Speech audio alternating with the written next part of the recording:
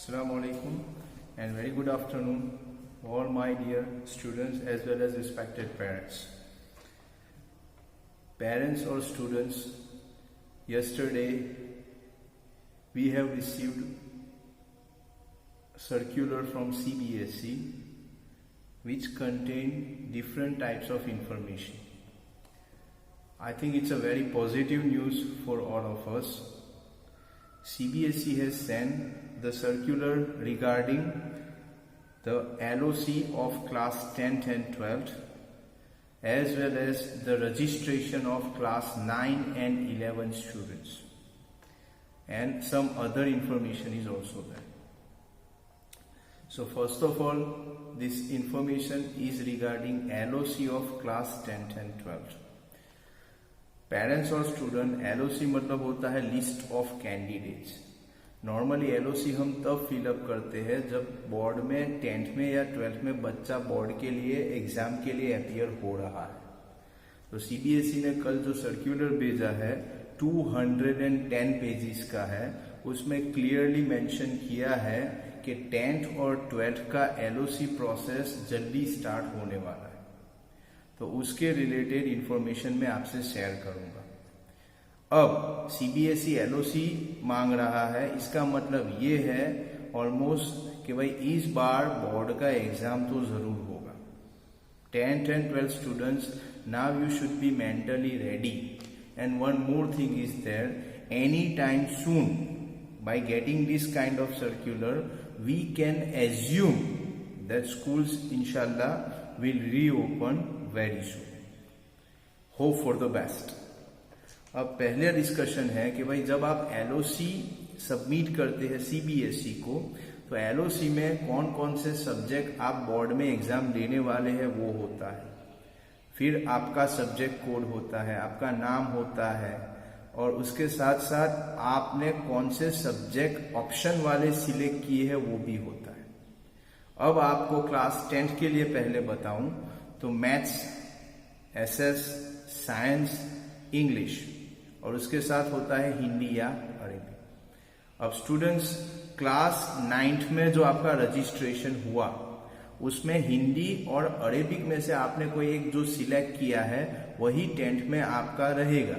तो हिंदी के लिए या अरेबिक के लिए आपको ऑप्शन नहीं मिलेगा. लेकिन क्लास 10th में मैथमेटिक्स के लिए जो आप लास्ट ईयर से जानते हैं कि बेसिक और स्टैंडर्ड 2 होता है. अनफॉर्चुनेटली ये पेंडेमिक की वजह से नॉर्मली हम सर्वे कर लेते हैं, और इस साल के बिगिनिंग में हमने मीटिंग भी ली है, पेरेंट्स का काउंसलिंग भी किया था. उसके बाद हमने बच्चों को फॉर्म भी दिए और बोला है कि आपको विद इन 1 मंथ डिसाइड करना है आपको कि बेसिक लेना है या स्टैंडर्ड लेना है. लेकिन उसके बाद स्कूल अनफॉर्चुनेटली बंद हो गए. अब जब LOC हमें स्टार्ट करना है, 1 महीने के अंदर पूरा प्रोसेस हमें फिनिश कर देना है, और अगर हम पूरा नहीं करेंगे तो एक स्टूडेंट पे पर स्टूडेंट नियरली 2000 रुपीज की पेनल्टी होती है. तो आपसे रिक्वेस्ट है पेरेंट्स से, स्टूडेंट से, कि जो अभी मैं इंस्ट्रक्शंस दे रहा हूं वो केयरफुली आप उसको सुनिए. अब आपको मैथ्स बेसिक और स्टैंडर्ड, चाहे आपने पहले 6 महीने पहले, 4 महीने पहले स्कूल में फॉर्म सबमिट किया हो या ना किया हो, हम ये पूरा प्रोसेस फिर से कर रहे हैं. तो आपको जिस रोल नंबर के हिसाब से मैं आपको बताऊंगा उस हिसाब से पेरेंट्स को स्कूल आना है, स्टूडेंट्स को आने की जरूरत नहीं है. और पेरेंट्स आके हम एक फॉर्म देंगे जिसके अंदर लिखा होगा कि आपके बच्चे को मतलब बेसिक लेना है मैथ्स में क्लास 10 में या स्टैंडर्ड लेना है. तो आपको सोच समझ के फिर उसको टिक करके सिग्नेचर करना है. पेरेंट्स, आपसे एक रिक्वेस्ट है, आप you have the bulk of knowledge, आप बच्चों के साथ डिस्कस करके स्कूल में आके फिर सोचने की जरूरत नहीं. ऑलरेडी मैंने आपको बता दिया था बिगिनिंग में कि मैथ्स बेसिक के बेनिफिट्स क्या है, स्टैंडर्ड के बेनिफिट क्या है, बेसिक के डिसएडवांटेज क्या है, स्टैंडर्ड के डिसएडवांटेज क्या है. शॉर्ट में मैं आपको बताऊंगा, स्टैंडर्ड अगर आप लेते हैं तो आप कोई भी जगह पे जा सकते हैं, इवन गुजरात बोर्ड में भी एडमिशन अलाउड है. लेकिन अगर आप बेसिक लेते हैं तो CBSE में आपको 11-12 में मेडिकल लाइन में जाना पड़ेगा, मैथ्स आप नहीं ले सकते. जबकि गुजरात बोर्ड ने तो इस बार इश्यू कर दिया था सर्क्यूलर कि अगर किसी ने सीबीएसई में क्लास 10 में बेसिक लिया है तो उसको 11 साइंस में एडमिशन नहीं मिलेगा, लेकिन बाद में उसको चेंज किया है, वो भी इस साल के लिए। अब पता नहीं कि नेक्स्ट ईयर अगर आप गुजरात बोर्ड के लिए मूव करने वाले हैं और अगर आपने बेसिक लिया हो तो शायद गुजरात बोर्ड वाले फिर से सर्क्यूलर में अगर ना बोलेंगे तो शायद आपको इश्यू हो सकता है। तो इन शॉर्ट बेसिक के एडवांटेज ये है कि उसका पेपर इजी आता है, उसका पेपर कंपैरेटिवली इजी आएगा। लेकिन अगर स्टैंडर्ड है तो उसका पेपर थोड़ा डिफिकल्ट होता है, लेकिन ऑप्शंस आपके लिए बहुत ज्यादा होंगे, अवेलेबल होंगे। तो स्टूडेंट्स, मेरी आपसे रिक्वेस्ट है, आप पेरेंट्स से डिस्कस करने के बाद पेरेंट्स से भी एक रिक्वेस्ट है, जो मैं शेड्यूल अभी आपको देने जा रहा हूं वो शेड्यूल पे आपको स्कूल आके सिग्नेचर करनी है, उस हिसाब से आपके सब्जेक्ट एलओसी में जाने वाले हैं। अब यहाँ पे सबसे पहले ये है कि क्लास 10 ABCDE हमारे 6 क्लासेस है। अब उसमें स्टूडेंट्स को अभी आइडिया नहीं है कि उनका नाम कौन से क्लास में है, उनका रोल नंबर कौन सा है। तो स्टूडेंट्स, मैं इस वीडियो के बाद आपको एक PDF फाइल शेयर करूंगा जिसमें आपका नाम कौन से क्लास में है और आपका रोल नंबर कौन सा है वो उसमें लिखा होगा। तो उस हिसाब से आपको आना है, मतलब पेरेंट्स को आना है और यहाँ पे सब्जेक्ट सिलेक्शन करना है। और कंपलसरी आना जरूरी है, क्योंकि अगर आपकी इंफॉर्मेशन सीबीएसई में नहीं जाएगी तो आप 10th बोर्ड में एग्जाम नहीं दे सकते हैं। तो स्टूडेंट्स, मैं आपको फिर से बोलूं, इस वीडियो के नीचे आपको लिस्ट भेजेंगे हम लोग, जिसमें आपका क्लास और आपका रोल नंबर लिखा होगा, उस हिसाब से आपको आना है। अब यहाँ पे 10A और 10B 2 क्लास को आना है 7th सितंबर, यानी मंडे होगा डेफिनेटली। तो 7th सितंबर को आना है। उसमें 10A को आना है, टाइम होगा उनका 8 o'clock to 10 o'clock। 8 o'clock से लेके 10 o'clock तक 10A को आना है। फिर 11 o'clock से लेके 1 o'clock 7th सितंबर को 10B को आना है, यानी एक ही दिन में 2 क्लास को आना है, 10A और 10B। 10A को आना है 8 to 10 टाइम होगा, और 10B को आना है 11 o'clock to 1 o'clock 7th September. Okay, उसके बाद 8th सितंबर जो है उसके लिए just for 2 minutes please.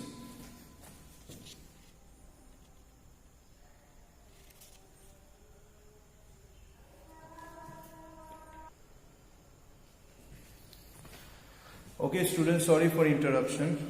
Now 10C and D 8th सितंबर उनको आना है, और आना है उसमें 10C को आना है, टाइम होगा उनका 8 o'clock to 10 o'clock के बीच में आना है पेरेंट्स को, और 10D को आना है 11 o'clock से लेके 1 o'clock के बीच में।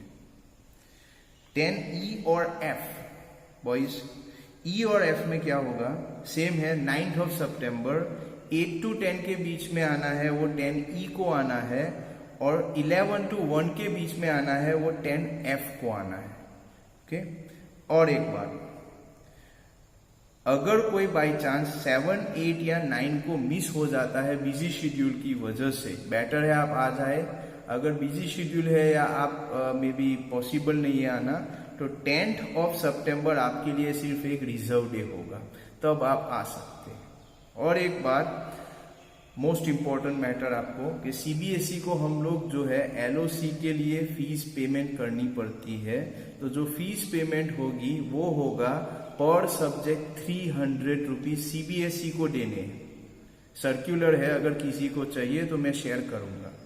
300 रुपीज पर सब्जेक्ट सीबीएसई को भेजना होता है बोर्ड एग्जाम के लिए।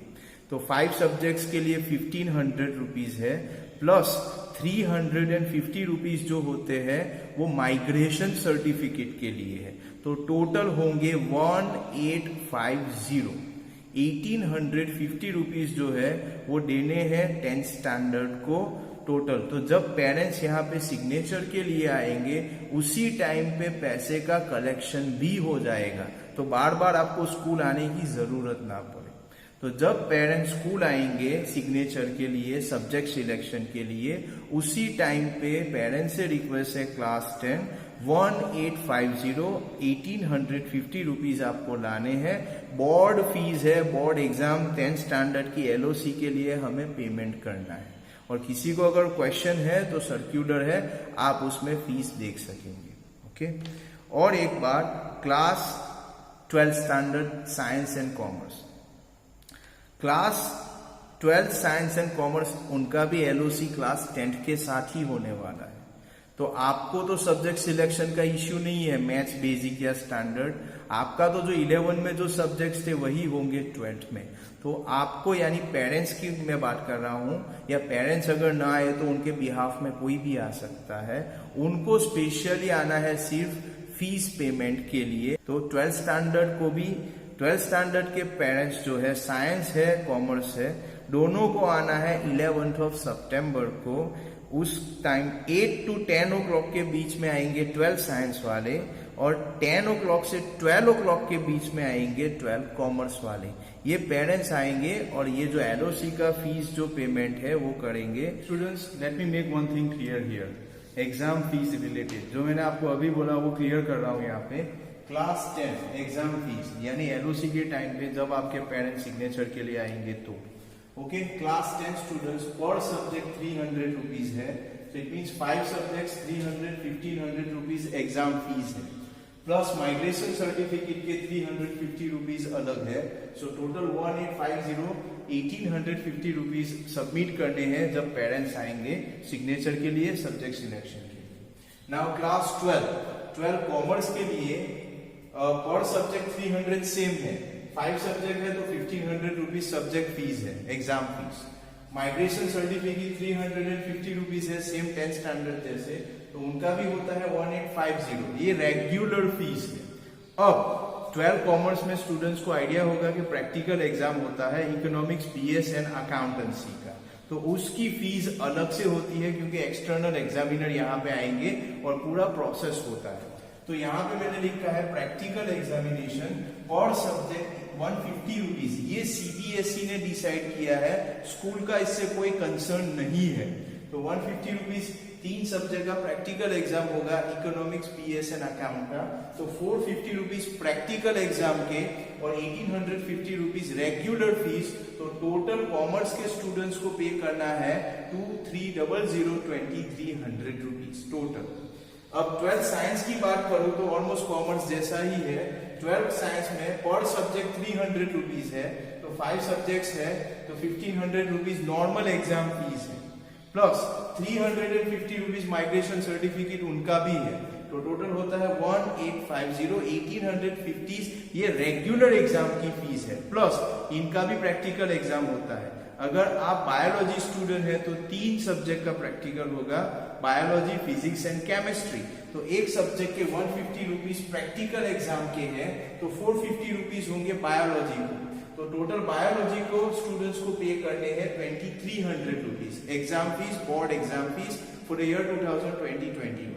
अब अगर आप मैथ्स के स्टूडेंट है, 12 मैथ्स के, तो आपको सिर्फ 2 सब्जेक्ट का प्रैक्टिकल एग्जाम बाहर से एक्सटर्नल एग्जामिनर आएंगे, तो उसके लिए 152 सब्जेक्ट्स होंगे, फिजिक्स एंड केमिस्ट्री, तो उनके होंगे 300 रुपीज। तो उनको पे करने हैं 2150 रुपीज। कॉमर्स को लाने हैं 2300, साइंस में बायो को भी लाने हैं 2300, और मैथ्स के स्टूडेंट्स को लाने हैं 2150 रुपीज। क्लास 10 के स्टूडेंट्स की टोटल फीस है 1850। ये सर्कुलर CBSE का है, पूरी फीस जो है वो CBSE के अकाउंट में सबमिट होगी। Hope the instructions are clear. Thank you.